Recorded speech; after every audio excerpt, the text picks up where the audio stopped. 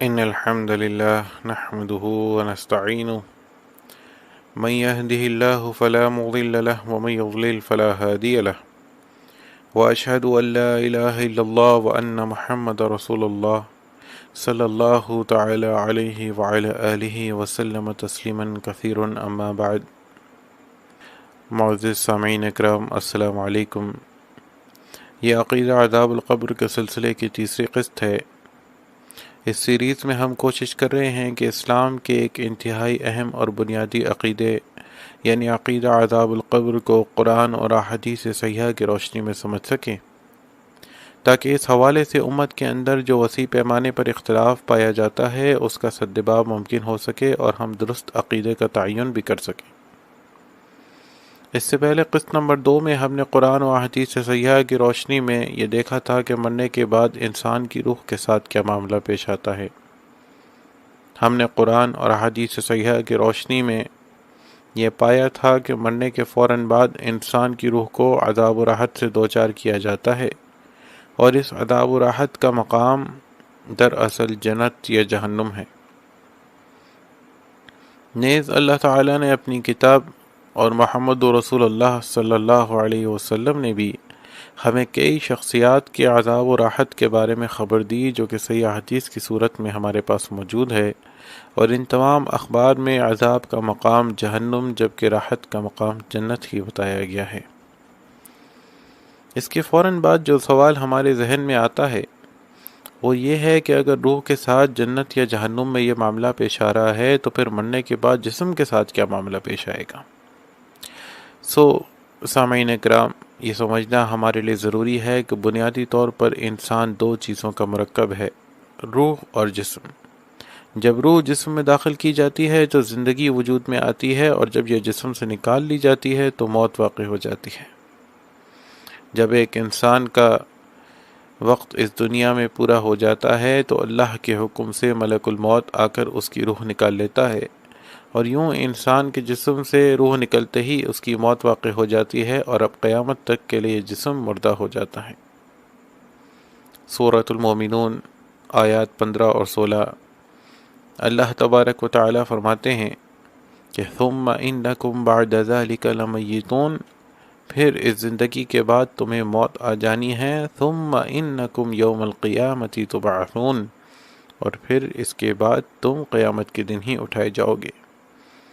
یعنی یہ اللہ تعالیٰ کا قانون ہے کہ اس زندگی کے بعد جب ایک انسان کو موت آ جاتی ہے تو اس کے بعد اس کا یہ جسم قیامت سے پہلے دوبارہ زندہ کر کے نہیں اٹھایا جاتا، بلکہ اس کے بعد یہ جسم صرف اور صرف قیامت کے دن ہی زندہ کر کے اٹھایا جائے گا. اسی طرح سورۃ النحل آیت نمبر 21 اللہ تبارک و تعالیٰ فرما رہے ہیں کہ اموات غیر احیاء وما یشعرون ایان یبعثون، مردہ ہیں، زندگی کی رمق تک نہیں، اور یہ بھی شعور نہیں رکھتے کہ دوبارہ کب اٹھائے جائیں گے. یعنی معلوم ہوا کہ یہ مردہ جسم احساس و شعور سے عاری ہوتا ہے، اور روح نکلنے کے بعد اب اس کے سارے حواس قیامت تک کے لیے ختم ہو جاتے ہیں. نہ اسے سردی لگتی ہے، نہ گرمی، اور نہ ہی کسی قسم کی تکلیف، کیونکہ فرمایا غیر احیاء، اس کے اندر زندگی کی اب کوئی رمق باقی نہیں ہے. اسی طرح سورۃ الانعام آیت نمبر 36 فرمایا انما یستجیب الذین یسمعون، اللہ کے رسول صلی اللہ علیہ وسلم آپ کی بات تو وہی مانیں گے جو سنتے سمجھتے ہیں. والموتى یبعثهم اللہ ثم الیہ یرجعون، اور رہے مردے تو اللہ ان کو اٹھائے گا اور پھر یہ اسی کی طرف لوٹائے جائیں گے. یعنی مردوں کو تشبیہ دی گئی ہے ان لوگوں سے جو سن نہیں سکتے، جو سنتے نہیں ہیں. آگے سورۃ النمل آیت نمبر 80 فرمایا انک لا تسمع الموتى، اے نبی صلی اللہ علیہ وسلم آپ مردوں کو نہیں سنا سکتے. ولا تسمع الصم الدعاء اذا ولوا مدبرین، اور نہ ہی آپ اپنی پکار ان بہروں کو سنا سکتے ہیں جب وہ پیٹ پھیر کر بھاگے جا رہے ہوں. اسی طرح سورۃ فاطر آیت نمبر 22 فرمایا وما يستوي الاحیاء ولا الاموات، نہ زندہ اور مردہ برابر ہو سکتے ہیں۔ ان اللہ یسمع من یشاء، اللہ جسے چاہے سنوا سکتا ہے۔ وما انت بمسمع من فی القبور، مگر تم ان لوگوں کو جو قبروں میں دفن ہیں نہیں سنا سکتے۔ یعنی یہ اللہ کا اٹل قانون ہے کہ مردے نہیں سنتے، مردے سماعت کی صفت رکھتے ہی نہیں ہیں سرے سے۔ ہاں اللہ جسے چاہے سنوا سکتا ہے۔ اسی وجہ سے بہرے کی مثال بھی دی کہ ایک بہرا شخص ہے جس کے بارے میں آپ آنکھیں بند کر کے کہہ سکتے ہیں کہ یہ سنتا نہیں ہے۔ اللہ جس وقت جو چاہے اسے سنوا سکتا ہے، اللہ ہر چیز پر قدرت رکھتا ہے، لیکن قانون یہی ہے کہ یہ نہیں سنتا۔ عقیدہ یہی ہے، نظریہ یہی ہے۔ اسی طرح مردہ نہیں سنتا، یہ قرآن کی آیات سے بالکل آپ کے سامنے وضاحت کے ساتھ یہ بات آ گئی ہے۔ بلکہ آگے سورۃ الانعام آیت نمبر 111 میں تو اللہ تبارک و تعالیٰ نے اسے ایک محال امر کے طور پہ بطور مثال پیش کیا کہ وَلَوْ أَنَّنَا نَزَّلْنَا إِلَيْهِمُ الْمَلَائِكَةَ وَكَلَّمَهُمُ الْمَوْتَى وَحَشَرْنَا عَلَيْهِمْ كُلَّ شَيْءٍ قُبُولًا، کہ اگر ہم ان پر فرشتے بھی اتار دیتے اور مردے بھی ان سے بات چیت کرنے لگتے اور ہم سب چیزوں کو ان کے سامنے لا موجود بھی کرتے، ما كانوا ليؤمنوا الا ان يشاء الله ولكن اکثرهم يجهلون، تو بھی یہ ایمان لانے والے نہ تھے مگر یہ کہ اللہ چاہے، لیکن اکثر ان میں سے جاہل ہیں۔ یعنی جن جن محال امور کا وہ تقاضا کر رہے تھے، پروردگار کہتا ہے یہ سارے محال امور بھی ہم ان کے سامنے کر کے دکھا دیں، اس کے باوجود بھی ایمان لانے والے نہیں ہیں، کیونکہ یہ تو ان کے حیلے بہانے ہیں۔ سو یہاں مردوں کے بولے جانے کو ایک محال امر قرار دیا۔ سو کتاب اللہ سے پیش کیے جانے والے دلائل سے یہ بات روز روشن کی طرح واضح ہو جاتی ہے کہ مردہ جسم کسی بھی قسم کا کوئی احساس و شعور نہیں رکھتا، نہ سنتا ہے نہ ہی بولتا ہے۔ مزید یہ بھی بتایا گیا کہ کچھ عرصے بعد یہ جسم بھی باقی نہیں رہتا اور مٹی میں مل کر مٹی ہو جاتا ہے، جیسا کہ سورہ یاسین آیات 77 تا 79 فرمایا اولم یر الانسان انا خلقناہ من نطفۃ فاذا هو خصیم مبین، کیا انسان نے نہیں دیکھا کہ ہم نے اسے ایک نطفے سے پیدا کیا اور وہ سری جھگڑالو بن گیا؟ وضرب لنا مثلا ونسی خلقہ قال من یحیی العظام وہی رمیم،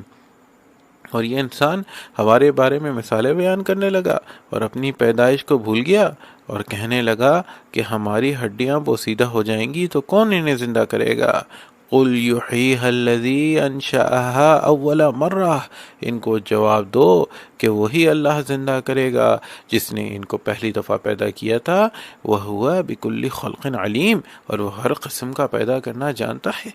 اسی طرح سورہ صافات آیت نمبر 16 تا 18 فرمایا اذا متنا وکنا ترابا وعظاما انا لمبعوثون، یعنی یہ منکرین حق کہتے ہیں کہ اذا متنا وکنا ترابا وعظاما، کہ جب ہم مر جائیں گے اور مٹی میں مل کر مٹی بن جائیں گے اور ہماری ہڈیاں بوسیدہ ہو جائیں گی، انا لمبعوثون، تو پھر ہم دوبارہ زندہ کر کے اٹھائے جائیں گے۔ او آباؤنا الاولون، اور ہمارے باپ دادا بھی؟ قل، ان کو جواب دیجئے نعم، ایسا ہی ہوگا، وَأَنْتُمْ دَاخِرُونَ، اور تم اللہ کے مقابلے میں بے بس ہو۔ سو ان دونوں آیات کے اندر اللہ تبارک و تعالی نے بتایا کہ یہ انسان جب مر جاتا ہے اور اس کے بعد اس کی ہڈیاں بوسیدہ ہو جاتی ہیں، یہ مٹی میں مل کر مٹی ہو جاتا ہے، اس کے بعد بھی ہم اس کو پیدا کریں گے اور ہم اس کے اوپر قدرت رکھتے ہیں۔ اسی طرح صحیح مسلم کتاب الفتن و اشراط الساعہ، نبی علیہ السلام نے فرمایا کلُّ ابن آدم یأکلہ التراب، انسان کے سارے جسم کو مٹی کھا جاتی ہے، الا عجب الذنب، سوائے عجب الذنب کے، منہ خلق وفیہ یرکب، اسی پر اسے پہلے بنایا گیا تھا اور اسی پر دوبارہ بنایا جائے گا۔ اسی طرح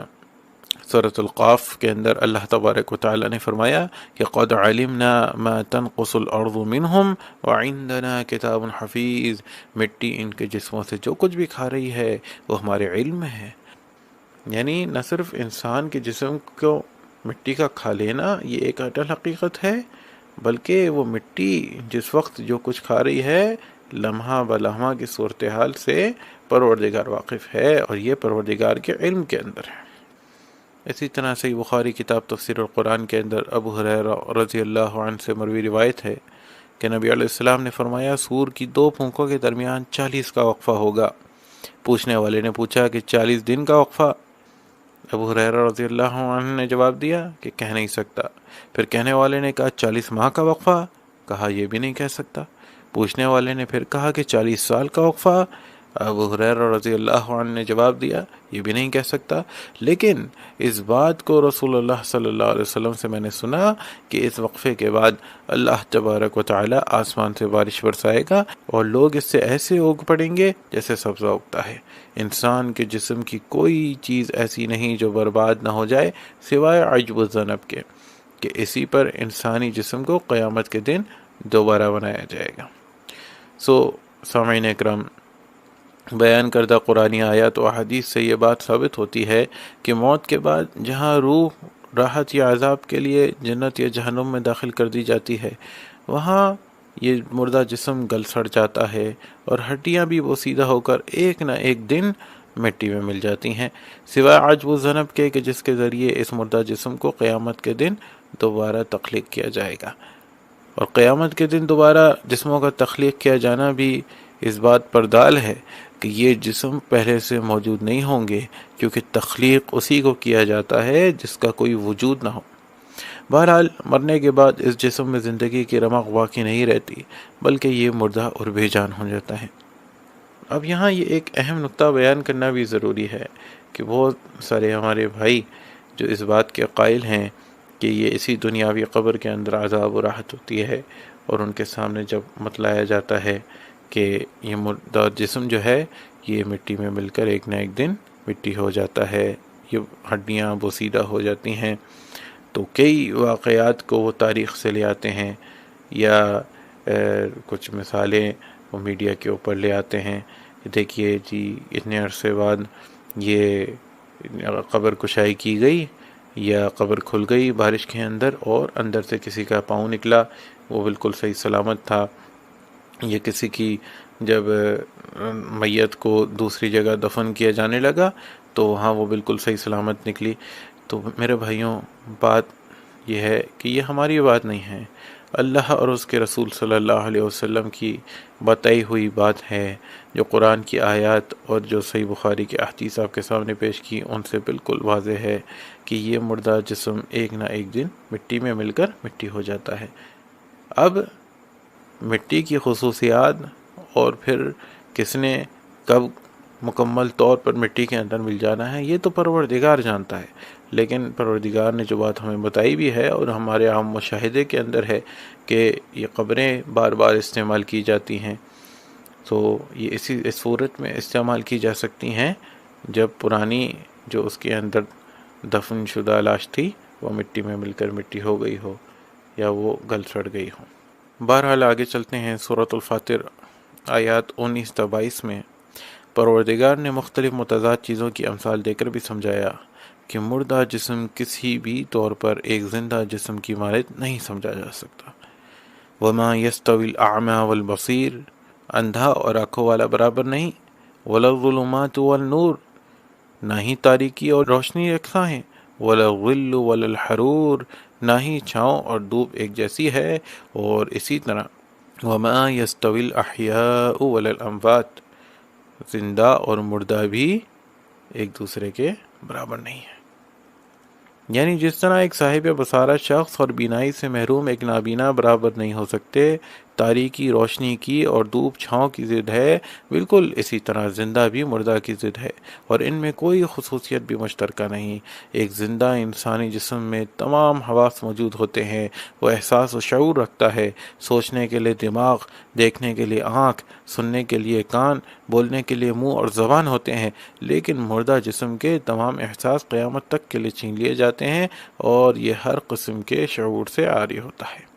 اور یہ بات تو ہمارے عام مشاہدے میں ہے کہ کتنی ہی اقوام اپنے مردوں کو آگ میں جلا دیتی ہیں، نہ کبھی کوئی مردہ اٹھ کر بھاگا اور نہ ہی کسی نے شور مچایا، اور یہ ہو بھی نہیں سکتا کیونکہ خالق کائنات سے بڑھ کر سچی بات اور کسی کی نہیں ہو سکتی۔ جب اللہ تعالیٰ خود فرماتا ہے کہ یہ جسم گل سڑ جاتا ہے تو منہ، زبان، کانوں اور آنکھ کے مردہ ہو جانے اور گل سڑ جانے کے بعد یہ کہاں سے بول سکتا ہے؟ اب یہ کیسے سن اور دیکھ سکتا ہے؟ اور اب جب کہ یہ مردہ مٹی میں مل کر مٹی بن رہا ہے، نہ تو اب اس پر مار کا کوئی اثر ہوتا ہے اور نہ ہی آگ کے جلائے جانے سے اسے کسی قسم کی کوئی تکلیف ہوتی ہے۔ اسی جسم کی روز قیامت اثر نو تخلیق کے بارے میں کتاب اللہ میں سورۃ القیامہ آیات نمبر 3 اور 4 میں بیان کیا گیا، اَيَحْسَبُ الْإِنسَانُ أَن لَّن نَّجْمَعَ عِظَامَهُ، کیا انسان یہ سمجھتا ہے کہ ہم اس کی ہڈیاں جمع نہیں کریں گے؟ بَلَىٰ قَادِرِينَ عَلَىٰ أَن نُّسَوِّيَ بَنَانَهُ، نہیں بلکہ ہم اس کی پور پور تک درست کرنے پر قادر ہیں۔ اسی طرح سورۃ القاف آیت نمبر 15 میں کہا کہ أَفَعَيِينَا بِالْخَلْقِ الْأَوَّلِ، کیا ہم پہلی دفعہ پیدا کر کے تھک گئے ہیں؟ بل ہم فی لبس من خلق جدید، بلکہ حقیقت تو یہ ہے کہ یہ خود ہی دوبارہ پیدا کیے جانے پر شک میں پڑے ہوئے ہیں۔ سو معلوم یہ ہوا کہ یہی جسم جو مرنے کے بعد گل سڑ چکا تھا دوبارہ تخلیق کیا جائے گا، اور جیسا کہ پہلے بیان کردہ حدیث میں بھی بتایا گیا کہ یہ کام قیامت کے دن ہوگا۔ یہی وہ دن ہے جس کے لیے اللہ تعالیٰ کا ارشاد ہے کہ ثم انکم یوم القیامت تبعثون، سورۃ المومنون آیت نمبر 16، کہ پھر تم قیامت کے دن ہی اٹھائے جاؤ گے۔ ان تمام دلائل سے یہ بات ثابت ہوتی ہے کہ مرنے کے بعد سے لے کر قیامت تک ملنے والی جزا و سزا کا اس مٹی سے بنے ہوئے اور موت کے بعد بے شعور ہو جانے والے جسم سے کوئی تعلق نہیں، کیونکہ موت کے بعد ابتدا میں تو یہ بے حس و شعور ہو جاتا ہی ہے، اور بعد ازاں ایک نہ ایک دن مٹی میں مل کر مٹی ہو جاتا ہے۔ انشاءاللہ العزیز اگلی قسط میں ہم قرآن و حدیث صحیحہ کی روشنی میں فی نفسی عذاب القبر کو زیر بحث لائیں گے، اور یہ جاننے کی کوشش کریں گے کہ عذاب القبر کیا ہے اور یہ کس مقام پر ہوتا ہے۔ تب تک کے لیے اللہ حافظ۔